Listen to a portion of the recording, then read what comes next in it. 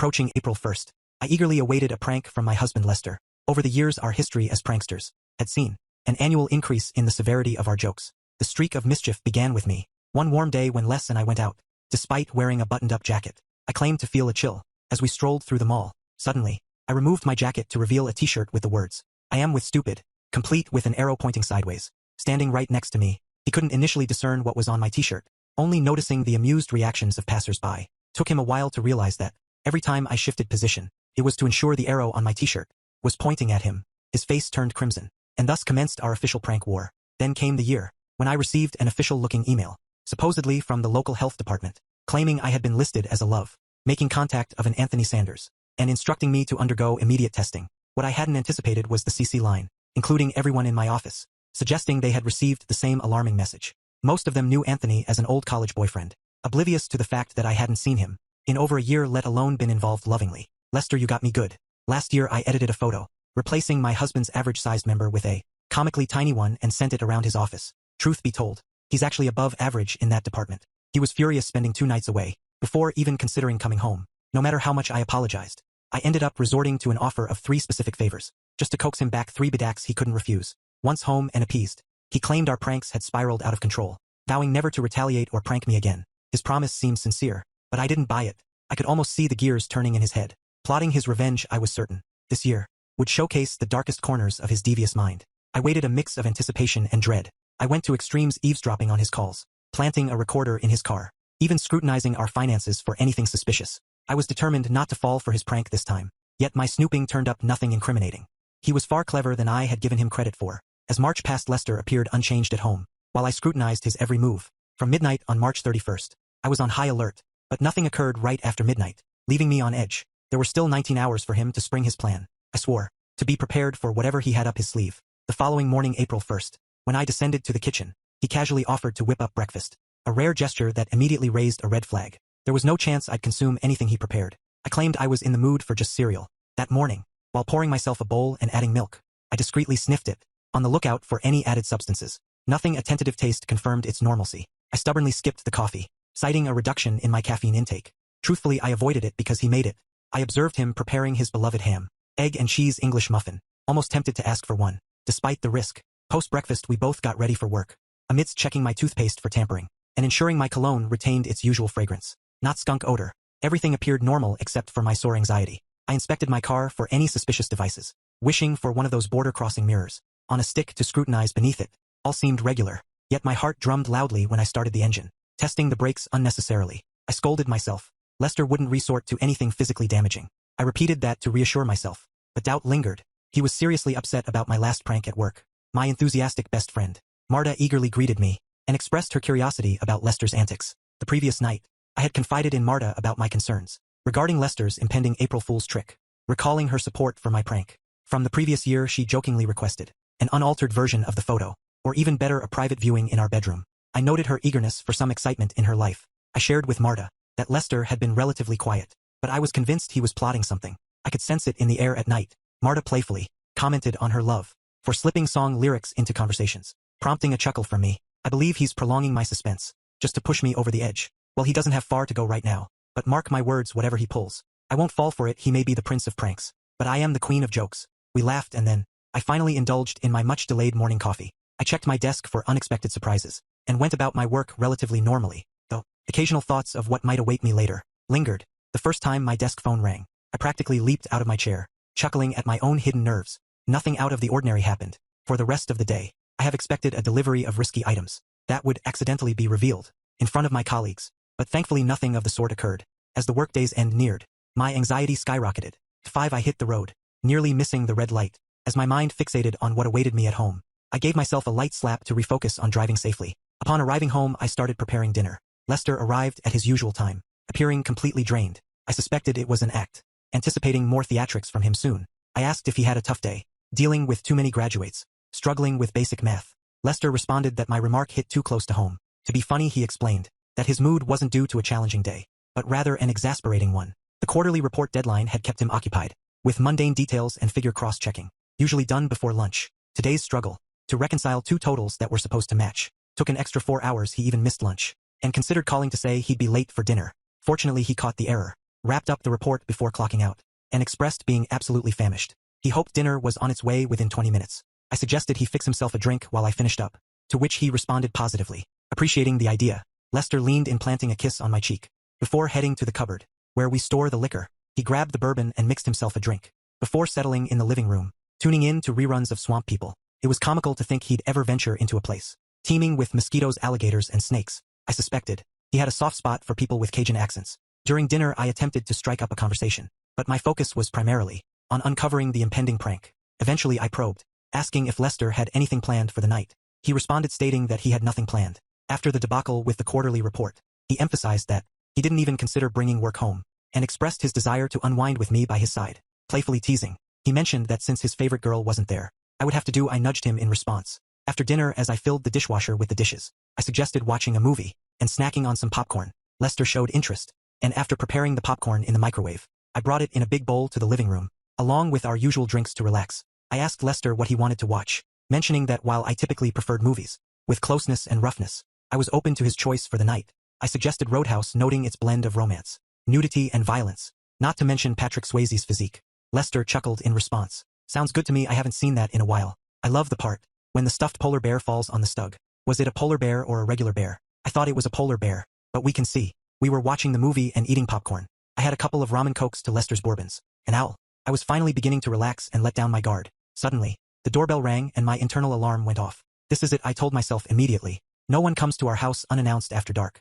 I immediately put my mind on DEFCON 1 alert status, and was ready to spoil whatever dirty trick you devised. Lester, of course, venously denied knowing who it might be. Yeah, right. I went to the door and opened it up.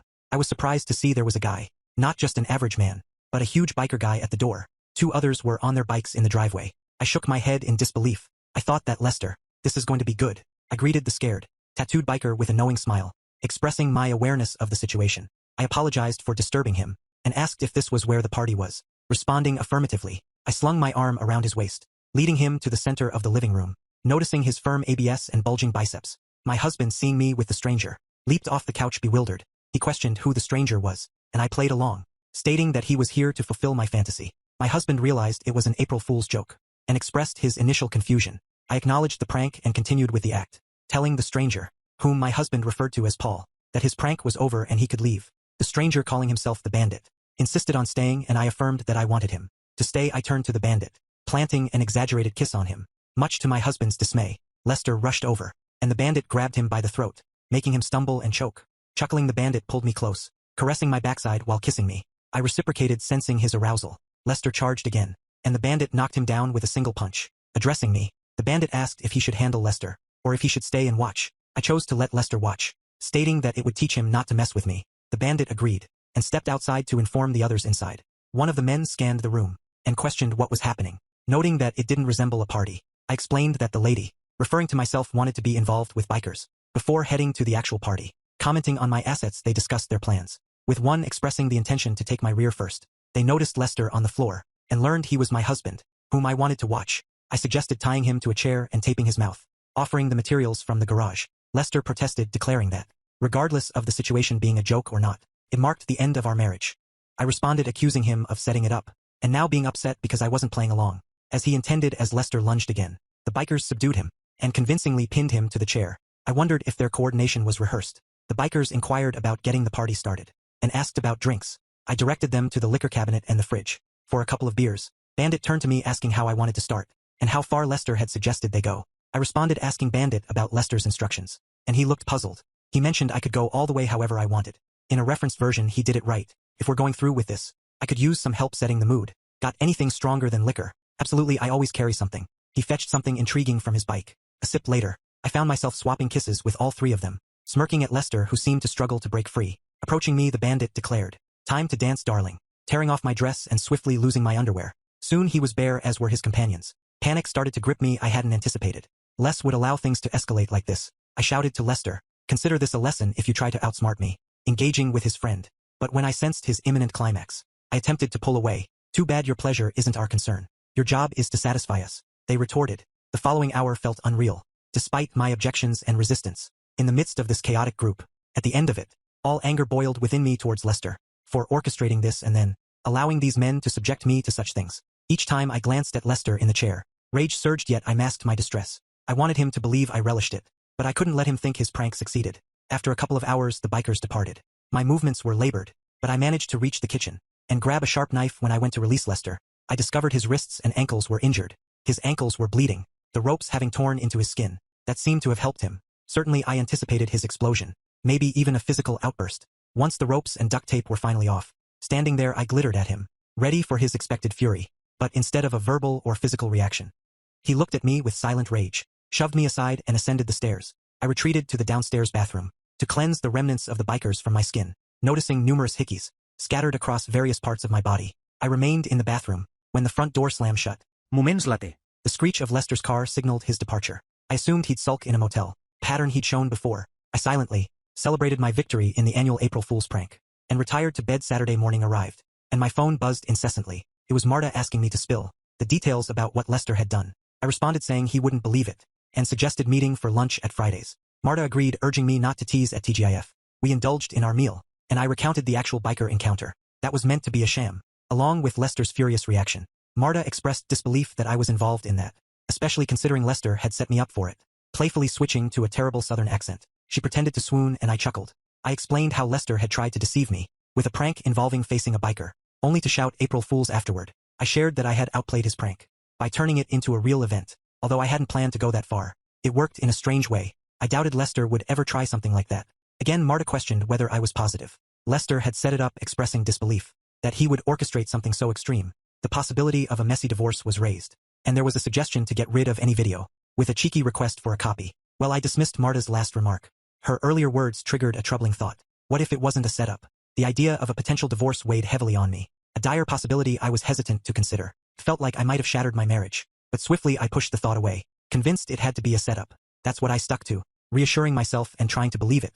Then a realization struck me, prompting a question. About the last time a biker showed up at my door, looking for a party. I wished it were true, and Marta acknowledged the possibility that I was right.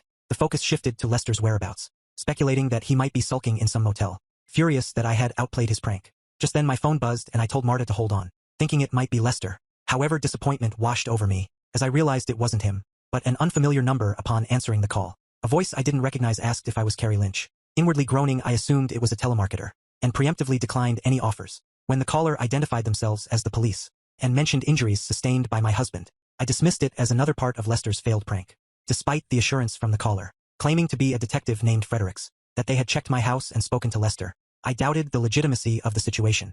Refusing to play along, I told the supposed detective that I would be home in an hour, or whenever I pleased. If he wanted to talk, he could come by later. I ended the call abruptly. Marta expressed concern about the police calling me and suggested I should go see Lester. I shared my skepticism, unsure if the caller was genuinely a detective or just another one of Lester's ploys. Convinced that Lester was taking the joke too far, I expressed a desire not to dwell on it and proposed getting dessert, specifically craving chocolate.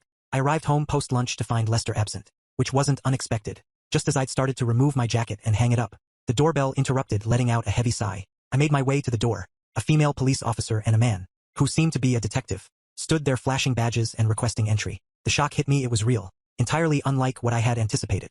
Doubts crept in. Perhaps they weren't really law enforcement. I'd asked to see their identification. They presented badges, Idaho cards, driver's licenses and business cards. Everything checked out. Apologizing for my initial skepticism, I welcomed them in. That's when I remembered I hadn't tidied up from the previous night. The living room remained untouched since I'd gone to bed, displaying empty beer and liquor bottles, stains on the couch and rug, and of course, the chair. The detective focused on the chair, where Lester had been bound, noting the cut ropes used duct tape and bloodstains. I hadn't realized there was so much blood. The detective asked if this was where my husband was tied up, and I confirmed, adding that it was a bit more complicated. When asked about the complexity, I explained that my husband had orchestrated an ill-conceived April Fool's joke to make me think a biker gang would attack me. I turned the tables on him, making him believe I wanted something that made him uncomfortable. He got angry and stormed off when I freed him. When questioned about who initially tied him up, I mentioned a biker named Bandit and a couple of others. The detective shared that they had already spoken to Bandit, who was cooperating for a more lenient sentence. According to Bandit, I had invited them for a party,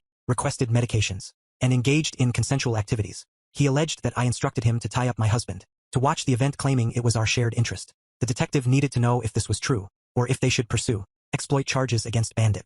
As well, I attempted to stop it, but my efforts were in vain. I was trying to teach my husband a lesson in response to the mess he created, and I just went along with it. I hoped the detective could understand. Tears interrupted my words. and I paused before asking about Lester's condition, and whether he was still at the ER. The detective explained that Lester was more angry than anything else. His wrists and ankles were bandaged and sore. As expected, Lester had been discharged after a couple of hours, but came to the police station to press charges. The doctor anticipated a physical recovery. Expressing relief that Lester wasn't seriously hurt, I acknowledged that it was his fault, and I didn't want to be made a fool of. The detective commented that I handled it effectively, but reminded me that they were not the judge of fault. Judges and juries would determine that soon. Suddenly, the detective stated that they were arresting me for assault and wrongful confinement of my husband. Additionally, they advised me to get checked for STDs, as one of the bikers I was with had a severe and persistent STD. The detective informed me of my right to an attorney. In a plea for understanding, I explained that it was meant to be a prank on me, and I retaliated. I protested against the arrest, arguing that it was Lester's fault, but the detective insisted that I should tell that to the judge. Subsequently, I found myself in jail attempting to post bail. However, I discovered that my cards had been cancelled. Despite the humiliation, I called my father and fabricated a story, until he revealed that Lester had already contacted him. My father, who was close to Lester, berated me for minutes while I sobbed. Eventually, he agreed to bail me out and take me home. Upon arriving home, I sent a text to Lester, pleading for a discussion to clarify things. His reply was cold. Everything is clear to me. My response is coming soon. I hope for a face-to-face or at least a call. Instead, I received divorce papers, citing physical exploit and emotional torment. I cried once more. I had allowed a foolish prank to ruin my marriage. An impractical joke, to say the least. The trial progressed swiftly. Bandit took the stand as the primary witness. His testimony detailed arriving at the wrong address, being invited by me and others to a party, tying up my husband at my behest, and engaging in consensual relations with me. In exchange for testifying against me, he received a minor sentence for the confinement charge. However, it was my husband's testimony that cut the deepest. He admitted to our history of pranks, but insisted he had vowed never to deceive me again. He believed I trusted him. The events of that night shook him to the core, shocking him to an unfathomable degree. Under oath, Lester denied any prior contact with Bandit, any consent to a pretend or real force, him involving his wife, and declared that his love and respect for me vanished that night. Displaying the scars on his wrists and ankles, he mentioned they were a lasting reminder of why he could never trust me again. His admission that he might struggle to trust any woman caused tears even among some female jurors. My case crumbled when it was my turn to testify, tearfully narrating my version. I sensed the jury's disapproval, especially from the female members I had hoped to sway. Guilt weighed on me, evident to all, and unsurprisingly, the verdict was guilty. I received a 3 to 5 year sentence, a leniency that could have been harsher. Back in county jail, I awaited transfer to prison. When space became available, the final divorce papers arrived during my incarceration, but I barely acknowledged the settlement. One day, Lester visited and I was puzzled by his presence. He sarcastically remarked that the prison suits me. I acknowledged that I deserved the sarcasm, and expressed regret for what I did to him, even if he didn't orchestrate it. Lester responded stating it was too little, too late, and that he still believed I set him up. He presented a hypothetical scenario, suggesting a twisted motive on his part, to orchestrate a divorce with the best terms, a slicker than 50-50 split. He detailed a cunning plan, involving squirreling away cash, bribing bikers, deceiving cops, and taking a minor sentence. He mentioned the need for ties to a gang, hinting at someone at work, whose brother needed his approval for a promotion. Lester expressed his shock when I took the situation to a level he hadn't anticipated, and he claimed that seeing me enjoy it crushed him. Despite feeling torn between wanting to end both of us, he opted to put me behind bars. Acknowledging his correctness, Lester stated that we were both fools in the mess, but I was the one behind bars. He questioned who the bigger fool was,